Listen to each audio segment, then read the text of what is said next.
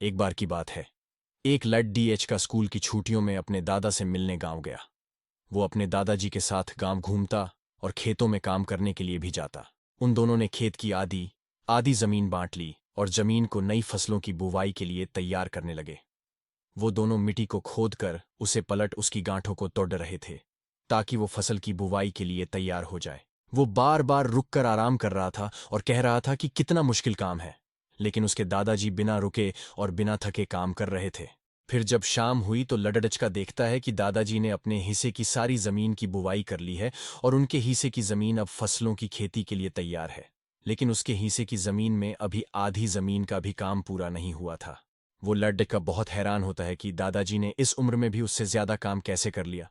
वो दादाजी के पास जाता है और उनसे पूछता है कि अपने इतनी उम्र में इतना काम कैसे किया। तो दादाजी ने जवाब दिया कि जब भी हम सोचते हैं कि काम कितना मुश्किल है या फिर अभी कितना काम पड़ीडिडिया है, तो हमारा मन बहाने बनाने लगता है। इन सभी बातों के बारे में सोचना ही हमारे काम को और ज्यादा मुश्किल बना देता है। इसलिए समझदारी इसमें ही है कि हमें अपने तय किए हुए काम के बारे में ज्यादा सोचना नहीं चाहिए और उस काम को करते रहना चाहिए। इस कहानी से हमें ये सीख मिलती है, यदि हम तय किए हुए काम के बारे में ज्यादा सोचते हैं तो वो काम हमें बहुत ज्यादा कठिन लगने लगता है। इसीलिए हमें अपने काम के बारे में ज्यादा सोचना नहीं चाहिए, बल्कि उसे शुरू करके खत्म करना चाहिए।